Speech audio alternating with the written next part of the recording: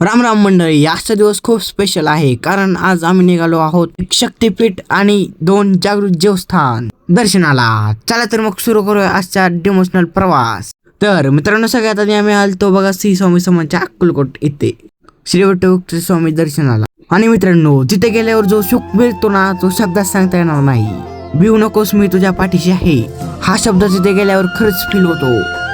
दर्शन घेऊन झाल्यावर तिथली फेमस मूर्ती स्वामींची तिथे गेलता बघा. स्वामींच्या कृपेने आणि तुमच्या सपोर्टने मन के लवकरच पूर्ण होऊ द्या. त्यामुळे फॉलो करून टाका. मेगा याने ही जिंदा आहे असं खरंच असं वाटतं. ऊन पडले आहे बघा मित्रांनो, त्यामुळे थोडंसं बसलो बघा सावलीत. स्वामींचं दर्शन घेतल्यावर आम्ही निघालो महाराष्ट्राची कुलस्वामिनी आई तुळजाभवानीच्या दर्शनाला. तर मित्रांनो, तुळजापूरमध्ये आई राजा उदो उदोचा गजर आणि ती ऊर्जा एकदम भारी आणि इथं उन्हाळ्यासाठी उत्तम सोय चालू होती बघा मित्रांनो. काय कावड्याच्या माळा हिंतीन बघितल्या आणि गेला बघा पुढं पद्धतशीर.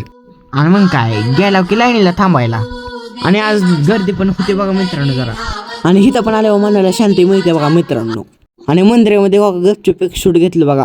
जय स्वामी समर्थ. भक्तीच्या वाटेवर स्वामींचा हात असो, संकट कितीही येतो, मुखेवरी मंत्र श्री स्वामी समर्थ. आणि महाराष्ट्राची कुलस्वामिनी आई तुळजाभवानीचे दर्शन झाल्यावर आम्ही निघालो होता पुढच्या वाटेला. नंतर निघालो की पुढच्या वाटेला वडगावच्या सिद्धेश्वर महादेव मंदिरात. सनसेटचा वेळ, शांत वातावरण आणि महादेवाचा दर्शन त्यापेक्षा भारी काय आधी.